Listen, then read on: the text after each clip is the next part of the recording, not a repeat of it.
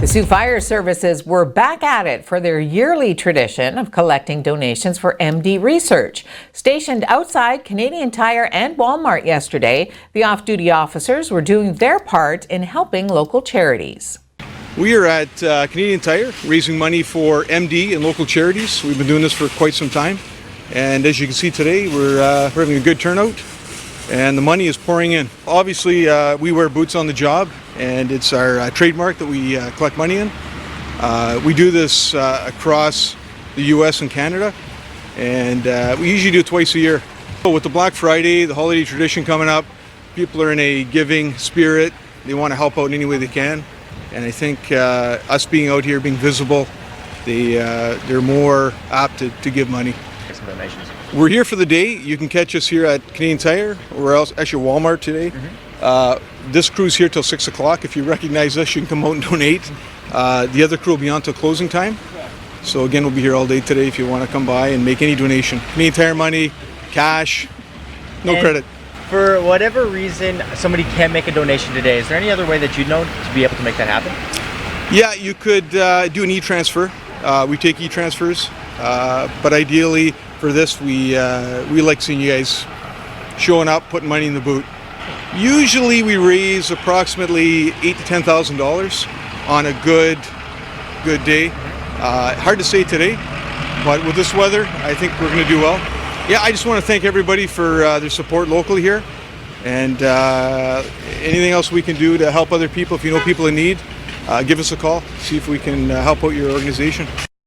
The Ontario Secondary School Teachers Federation has announced it will hold a one-day strike if it can't reach a collective agreement with the province by December 4th.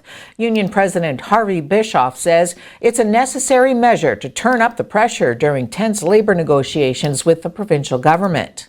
This is intended to draw further attention to this government's destructive cuts to the education system. We've heard the minister talk a lot about uncertainty. Well, here's the certainty that we can give. We'll be back in classes, back in schools on December the 5th. We're talking about a one-day walkout. What causes real uncertainty is being a grade 12 student who can't get access to a credit that you need to graduate to get into the post-secondary program of your choice. Our goal is always to keep the kids in the classroom, and that's our main goal, make sure they have a safe environment to go to school in. And I'll be talking to my minister as soon as I leave here. That'll be my first phone call to get an update. And we're doing everything we can to strike a deal, and I think we've shown good faith. I have all the confidence in the world in Minister Lecce. I think he's doing an incredible job. An American registered PA-32, commonly known as a Cherokee 6, departed Toronto Buttonville Airport on a visual flight rules flight. Preliminary information indicates the destination was Quebec City. Ken Webster, the TSB investigator in charge of the Kingston flight, which killed 7 people, updated the media on the information they have discovered so far. The plane was registered in the United States, and Webster said that the TSB believes its final destination was Quebec City and that it intended to land in Kingston. Examination of the wreckage indicates that the angle of impact was very steep. However, there was no post-impact fire. There was 7 people on board the aircraft. This type of aircraft has a provision for 7 seats in some configurations. However, we found 6 seats at the accident site.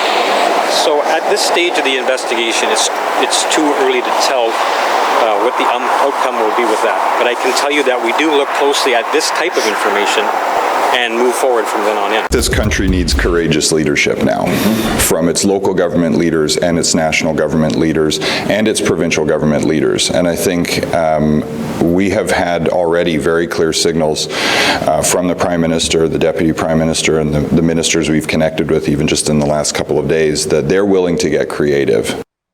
Canada's municipal leaders say the Trudeau Liberals are ready to get creative in how they flow dollars to cities to help pay for new roads, bridges, transit, and water systems. Edmonton Mayor Don Iveson, who chairs the Big City Mayors Caucus of the Federation of Canadian Municipalities, says the Liberals have a number of tools at their disposal to get funding to cities if provinces continue to get in the way. The FCM is asking the federal Liberals for more money and new ways to fund municipal projects, and it's all part of their wish list for the first 100 days of the Trudeau government's second mandate. And it will become clear over time which provinces are willing to be part of the solution and which are putting roadblocks up for political reasons or other reasons. And so I think there's an opportunity for us to lean in. But as creatures of the province, it really will fall to the federal government to also lean in and put pressure. We know that delivering housing is one of the things that will support not only economic growth, but reduce demand for expensive public services like healthcare, which is a provincial responsibility. And so if there's an opportunity to do the right thing and help reduce demand for a costly provincial public service, surely provinces can come to the table and be partners. And if they're not, then the federal government needs to use all the tools in its toolkit to drive them back into a productive nation-building conversation that involves all three orders of government. Yes, we just went through a challenging election where there were a lot of different visions and conversations about how the country and where the country is moving forward and how the country is moving forward. But at the same time, we know that there is always so much more in common that we have as Canadians than the things that differentiate each other. And I've had many conversations with you, with a number of you around the table, not just since the election, but over the past 4 years. Ontario Premier Doug Ford will be meeting with his Quebec counterpart tonight, days before all provincial leaders get together in Toronto.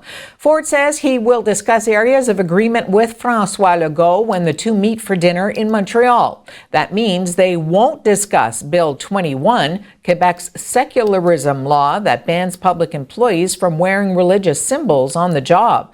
Ford's Progressive Conservative government supported an NDP motion in the legislature this week condemning the controversial law. A spokesperson for Ford says the Premier plans to raise issues of national unity, healthcare, infrastructure, and economic development. Ford joked that energy will likely come up as well, since Legault is always trying to sell some to Ontario.